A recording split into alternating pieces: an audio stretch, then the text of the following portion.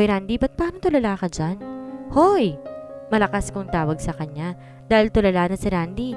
Tila parang wala sa sarili. Nagulat naman siya kung kaya't bigla siya nakapagsalita. Pasensya na Maxine. May iniisip lang kasi ako eh. Sabay napakurap at napakagalaw mula sa kanyang pagkakaupo. Tinitigan ko siya sa kanyang mukha. Ano naman yung iniisip mo ha? Wala. Maikling sagot ni Randy sabay hinga ng malalim. Wala nga ba? Sabay kinindatan ko siya at kumiti sa kanya. Napatawa naman siya. Wala nga. By the way Maxine, hindi na pala ako magtatagal. At uuwi na ako. Malalim na kasi ang gabit, baka hinahanap na ako ng dad ko. May asikasuhin pa raw kami sa bahay eh. O sige pa Randy. Gabi na nga eh, delikado pa naman sa daan. Sige, mag-ingat ka sa pag-uwi mo ha. Dahan-dahan siyang tumayo mula sa kanyang kinauupuan. Salamat Maxine. Anyway, available ka ba bukas? Napatayo naman ako at biglang napatitig sa kanya. Oo, available naman. Basta umaga lang kasi pagkahapon marami na akong asikasuhin para sa pag-alis ko. O sige ba, tawagan na lang kita bukas ha? Sige Maxine, naalis na ako. Mag-ingat ka rin dito. Wika pa niya at marahang lumakad palabas ng pintuan. Sige Randy, ikaw rin mag-ingat ka. Anyway, good night. Pangiting sabi ko sa kanya habang sinusundan siya. Napatigil siya sa paglalakad at tiningnan ako bago pumasok sa kanyang sasakyan. Okay, good night. Bye! Umalis na si Randy para umuwi sa kanilang bahay. Pumasok na rin ako sa loob para makapagpahinga na. Ilang saglit lang ng pagkakahiga ko sa aking kama, napansin kong tila may paparating na kotse malapit sa bahay ko. Nagtaka ako kung kaya't napabangon ako. Dali-daling agad ako bumaba sa aking kwarto upang tingnan at alamin kung sinong paparating na kotse. Nang makababa ako mula sa aking kwarto, sino kaya to? Di naman kotse ni Randy to. Tanong ko sa aking sarili habang pinagmamasdan sa labas ng aking bintana ang kotseng yon. Habang tinitingnan ko ang kotse malapit sa aking bintana, nakita kong may lumabas na lalaki na sinasakyan itong kotse. Matiim kong tinitigan ng lalaking lumabas upang mapag-alaman ko kung sino nga ba ito. Nang makalapit siya sa harap ng aking bahay kung saan nakatuon sa kanya ang maliwanag na ilaw, laking gulat ko na lang at pagtataka sa aking nakita na si Pancho palang lalaki. Dahil dito hindi na ako nagpaligoy-ligoy pa. Agad kong binuksan ang pintuan upang lumabas ng bahay upang tadtarin siya ng aking masasakit na salita para sa kanya. Pagbukas ng pinto, agad ko siyang sinalubong ng aking tanong, sabay ng pagtitig ng masama sa kanyang mukha. Naliligaw ka yata, Pancho? Pagtatakang sabi ko. May kakaibang tono ang aking pagkakasabi. Tila nagulat naman si Pancho sa biglang pagbukas ng pintuan at gayon din ang pagbungad ko sa aking tanong sa kanya. Hi, Maxine? Pangiting sabi ni Pancho sabay lapit sa akin ng dahan-dahan. Pinag-cross ko aking magkabilang braso habang tinitirik ang aking mga mata sa kanya. Anong ginagawa mo rito? Anong kailangan mo? Gabi na, bakit ka pa napadpad dito? Pagtatanong ko sa kanya. Sabay tinignan siya mula ulo hanggang paa. Ops, ano ba yan? Isa-isa lang ang tanong. Mahinang kalaban. Ani pa ni Pancho sabay huminga ng malalim. Ano ba talagang kailangan mo ha? Galit na tanong ko sa kanya. Kakarating ko pa nga lang mainit na agad ang ulo mo. Tsaka napansin ko, agad-agad naman yata ang paglabas mo ng pinto na makita mo ko. Siguro inaabangan mo ko no? O di kaya nag-e-expect ka na akong paparating? Hoy, aminin. Pangiting sabi pa ni Pancho. At nagawang pang mabiro ha? Pwede ba umalis ka na lang dito? Wala akong palang makipag-usap sa'yo, okay? Galit na pagkakasabi ko sabay talikod at lumakad palayo sa kanya. Sandali lang. Gusto lang naman kitang makausap eh. Sabay sunod sa akin na tinawakan na mahigpit ang aking kamay. Napatigil at napahinto naman ako sa aking paglalakad. Makausap? For what?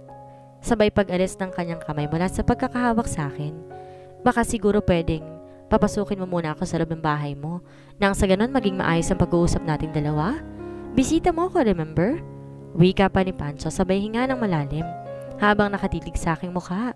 At hindi na ako umimik kaya't pinagbigyan ko na lamang siya. Pinapasok ko na lang si Pancho sa aking bahay. Sige, maupo ka, aking bisita. Sabi ko sa kanya sabay ngiti na halatang napipilitan lamang. Agad siyang umupo na tila may paakit ng ngiting pagtingin pa sa akin. So, anong sasabihin mo? Tanong ko kay Pancho sabay tinitigan siya habang nakaupo sa sofa. Hindi ba pwedeng bigyan mo naman ako ng inumin like coffee or kaya tea? Sa pagkakaalam ko, ganyan ang tamang pagtanggap ng bisita. Wika pa niya sabay ngiti sa akin habang tinititigan ako sa aking mga mata. Nanggigigil ako dahil nagawa pa nitong magdemand sa akin. O sige, anong gusto mo? Tanong ko pa habang nanggigigil na sa kanya. Yan, ganyan dapat. Coffee na lang Maxine, please. Sabay ngiti na halatang nasisiyan sa pag-utos niya sa akin. Okay, walang problema. Pangiting sabi ko. Nahalata namang napipilitan lang sabay umalis at pumunta ng kusina. Tinimplahan ko nga ng kape si Pancho. Kahit na naiinis na ako at nanggigigil sa kanya, pinagbigyan ko pa rin siya sa gusto niya. Na matapos ko magtimpla ng kape ay agad akong bumalik sa sala para ihatid ang inumin niya. O ito ng kape mo, mahal na hari. Matari kong pagsabi sa kanya habang inaabot sa kanyang inumin niyang kape. Thank you Maxine. Sabay inabot ang kape at ngumiti sa akin. So, hindi na ako magpapaligoy-ligoy pa. Sabihin mo sa akin kung anong ginagawa mo rito. Biglang tanong ko sa kanya sabay upo sa sofa habang kaharap siya. Alam mo Maxine, kahit na masungit at galit ka, maganda ka pa rin. At di ka pa rin nagbabago, ang ganda pa rin ang katawan mo. Ani pa ni Pancho sabay tiningnan ako mula ulo hanggang paa. Napaupo naman ako sa sofa. Pwede ba Pancho? Tama na nga. Pwede ba Pancho? Tama na nga yung pambobola mo. Hindi mo ako madadala sa mga ganyan-ganyan mong gawain. Galit na pagkasabi ko sa kanya sabay hinga ng malalim. Napatigil naman si Pancho at tila nabigla sa sinabi ko, kaya nagawa niya magseryoso at tumigil sa pambobola niya. Talagang sadya akong pinuntahan ka, Maxine. Actually, matagal ko na talagang plano na puntahan ka, kaso palaging wrong timing. Kung wala ka sa bahay mo, kasama mo naman ang boyfriend mo. Boyfriend mo nga ba yun talaga? Wika ni Pancho sabay hinga ng malalim. Wow! Ang galing mo rin palang magrason, ano? At wala kang pakialam kung ano ko siya. Ani ko habang napalakas ang aking boses dahil sa galit sa kanya. Alam ko galit ka sa akin, Maxine.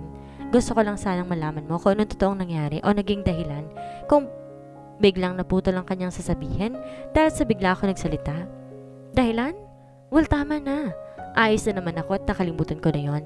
1 year na nakalipas at tabura na yun sa isipan at alaala ko.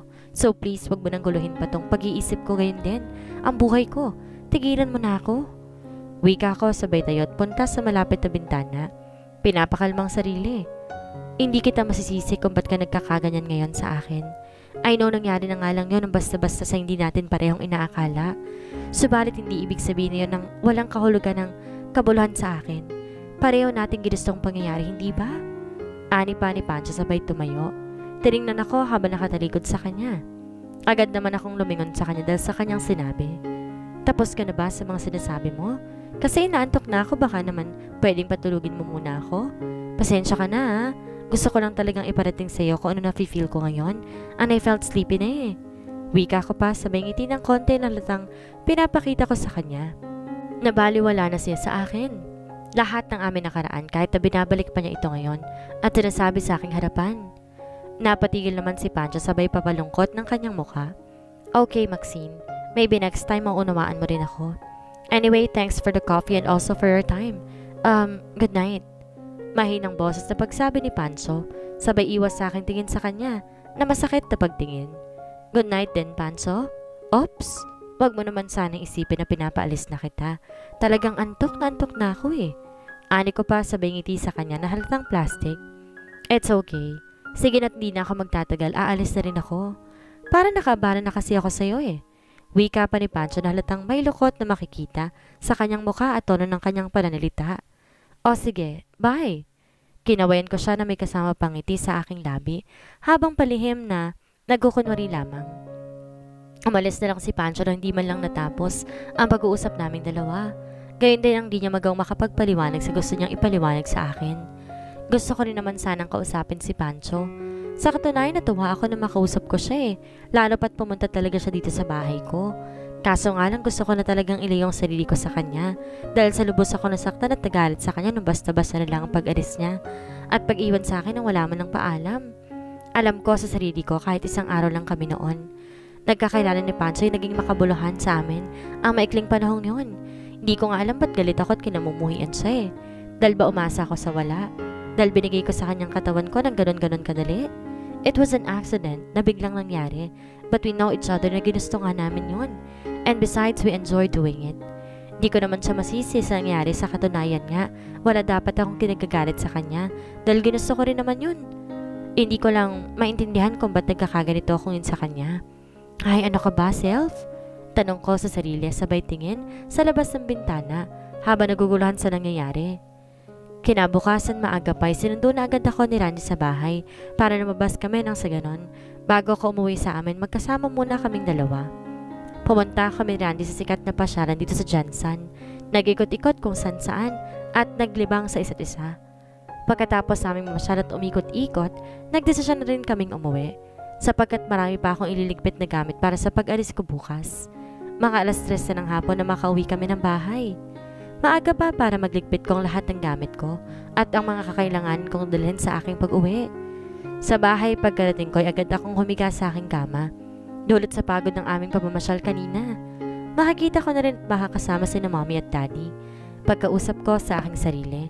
Habang nasa kalagitnaan ako ng pagliligpit ng aking mga gamit, ay may biglang kumatok sa aking pintuan na siyang kinagulat at ipinagtaka ko ng husto. Napalingon akong bigla at napatingin sa pintuan. Sino kaya to? Sabay napaisip ng husto. Siguro si Randy. Naiwan niya kasi ang binili niyang t-shirt kanina eh. Mabuti na nga lang bumalik siya. Bulong ko pa sa aking sarili. Sabay lumapit sa pintuan upang buksan.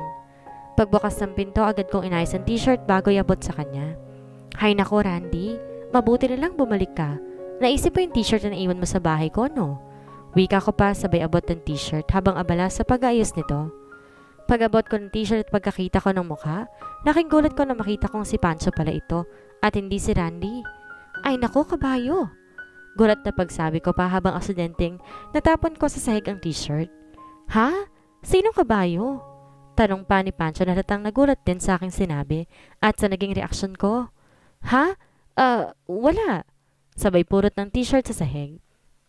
Teka lang no? At ano na naman ang ginagawa mo rito?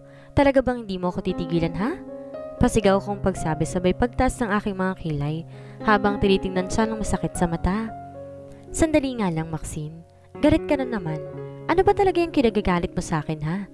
Wika pa ni Pancho na tila parang natatakot sa naging reaksyon ko sa kanya. Bakit ka ba nandito Pancho? Diba ang sabi ko naman sa'yo, huwag ka nang magpapakita pa sa akin kahit kailan? Ani ko pa sabay tiningnan siya na masama mula ulo hanggang paa. Gusto lang naman sana kitang makausap, masama ba yun? Pautal na tanong pa ni Pancho, sabay umatras ng konti mula sa akin. Sabi ko ayaw kitang makita. Well, obviously, ayaw din kitang makausap kaya umalis ka na lang, pwede? Sabay tinalikuran siya at lumakad papasok ng bahay. Agad naman sumunod si Pancho, hinawakan ang aking kamay. Kakausapin lang naman kita. Napahinto naman ako at agad kinuha ng pilit ang aking kamay mula sa kanyang pagkakahawak. Nag-uusap na tayo kagabi, hindi ba? So tapos na yun. Ano pa bang kailangan mo ha?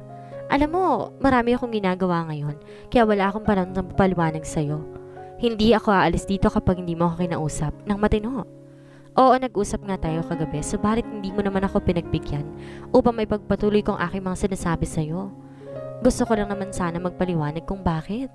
Paliwanag pa ni Pancho na halatang pamimilit sa akin na makipag-usap. Magpaliwanag? Ano ba bang dapat mong ipaliwanag ha? Okay, I'm sorry. I know I have a mistake. Mahinang boses na pagkakasabi ni Pancho. Sabay niyo ko ang kanyang ulo at tumingin na lang sa sahig. Napatigil naman akong bigla na mag-sorry sa akin si Pancho. Sorry for what? Mahinang tanong ko sa kanya na tila may pag-aalinlangan. I know galit ka sa akin. At di ko na itatanong pa yun kung bakit at kung anong dahilan ng galit mo. Dahil alam ko, okay, it was my fault. Hindi kita masisisi pero magpapaliwanag ako. Please. Ani pa ni Pancho, habang dahan-dahang tumitingin sa akin. Natauhan ako sa mga sinabi ni Pancho na mga sandaling iyon, kung kaya't pinagbigyan ko na lamang siyang magpaliwanag sa akin at sabihin ng mga gusto niyang sabihin. Okay, pagbibigyan kita Pancho. Wika ko sabay buntong hininga. Pwede ba akong pumasok? Tanong pa ni Pancho ang nag-aalinlangan. Okay, come in. Sabay pinapasok ko siya sa loob ng aking bahay. Salamat. Sabay pumasok. Maupo ka't ikukuha kita na maiinom mo. Ani ko pa sabay alis at patungo ng kusina. After 5 minutes matapos ko may abot sa kanyang mainit na kape. Okay, sabihin mo nang gusto mong sabihin. Wag lang pakitagalan sapagkat marami pa akong liligpitin na mga gamit ko dahil may lakad pa ako bukas. Sabay tumingin sa bintana. Bakit? Saan ka ba pupunta bukas? Pagtatakang tanong niya sa akin sabay higop ng kape. Agad naman ako napalingon sa kanya. Wala ka na ron. Sige, pasensya ka na kung marami pa akong tanong sa'yo ha. Ani pa niya sabay hinga ng malalim. Buti naman at alam mo. Wika ko sabay umupo sa sofa habang nakatirik ang mga mata sa kanya. Actually Maxine, gusto ko lang sanang malinawan mo kung bakit nawala na lang akong bigla-bigla noon na hindi man na nagpapaalam o kahit pasabi man lamang sa'yo. Mahinang boss na pagkakasabi ni Pancho habang napapaisip. Bakit mo naman sinasabi sa akin yan ngayon? Agad akong tumingin sa kanya. Well, sabihin na natin bigla na nangyari sa atin noon. Ani ko pa sabay tingin sa ibabaw ng kisame. Yeah, I know pero bigla siyang napahinto sa kanyang pagsasalita. Okay, alam ko may mali ako dahil mga iniwan lang kita ng basta-basta pagkatapos ng lahat ng yon. Okay, isipin mo nang masama akong tao. I will not blame you. Pero nandito ako ngayon at handang magpaliwanag sa'yo kahit na mahigit 1 taon din bago ko maring nagpakita sa'yo. Wika pa niyang tila parang may kakaibang tonong paraan ng kanyang pananalita ngayon. So ano pa bang dapat mong sabihin sa ngayon? Sabihin mo lang, habang may gana pa ako makinig sa mga sinasabi mo. Wika ko naman na tila parang baliwala lamang ang lahat ng mga sinasabi niya. Napakunot ang noo niya, halatang kumukuha ng belo para sa kanyang pagpapaliwanag sa akin. Okay, I'm really sorry Maxine. Gusto ko lang sanang humingi ng patawad sa kabasosang nagawa ko sa'yo noon. At gusto ko lang din sanang marinig galing sa iyong salitang pinapatawad mo na ako. Anay pa niya sabay tinitigan ako sa aking mga mata. Napataas naman biglang aking mga kilay. Bakit nga ba Pancho? Bakit ba pagkatapos ng lahat na nangyari sa atin, parang aso na lamang ako na bigla-bigla na lang iniwan? Alam kong malaking pagkakamali ang nangyari sa atin noon. Malakas ang boss na pagkakasabi ko sabay tayo at tumungo sa bintana. Okay, sabihin na natin, one night stand ngayon. Pero bakit di ka man lang nagpaalam? O kaya nagpakita man lang bago ka tuluyang naglaho na parang isang bula? Kahit na text man lang, tawag o kahit sulat galing sa'yo, wala man lang. And then after a year, bigla ka na lang magpapakita? Dagdag ko sabay hinga ng malalim. Habang may makikitang galit sa para ng aking pagkilos at pananalita. I'm sorry. Maikling sagot niya na halatang may lungkot ang tono ng kanyang pagkakasabi. Hindi ko alam kung ba't ako nagkakaganito.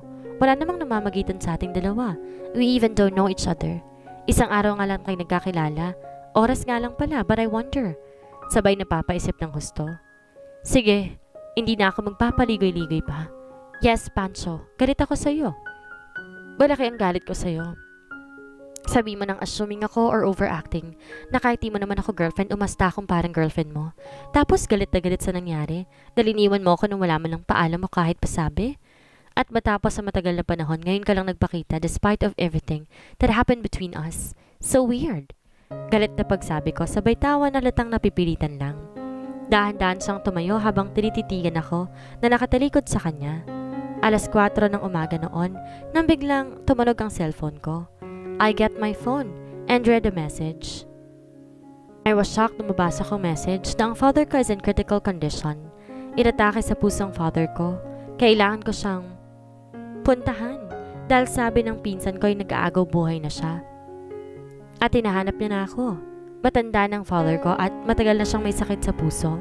Kaya ng mga sandaling iyon dali-dali akong umalis ng Pinas upang tumungo ng Canada kung saan nandoon siya. Almost 5 years na rin nga ang father ko sa Canada at naging residente na rin siya doon. Inisip kita Maxine kung anong magiging reaksyon mo pagkagising mo na batatan mo kung wala na dyan sa tabi mo. Paliwanag pa ni Pancho sabay niyo ko ang ulo habang napapaisip ng husto. Maimbing kasi ang tulog mo noon kaya ayaw na kitang gisingin or abalahin pa. Kaya umalis na lang ako na hindi na nagawang magpaalam pa sa'yo kahit alam ko ikakasama to ng loob mo. Bukod pa roon ay talagang nagmamadali ako sapagkat hinahabol na ako ng oras. Ayoko madatan ng father ko na wala ng buhay na hindi man lang kami nagkitang dalawa. I'm sorry. Dagdag na paliwanag pa ni Pancho habang may lungkot sa kanyang pusong nadarama. At dito na po nagtatapos ang kabanata ng ating kwento. Sana muli niyo po ako samahan sa mga susunod pang kabanata. Maraming salamat po. Ingat po tayong lahat.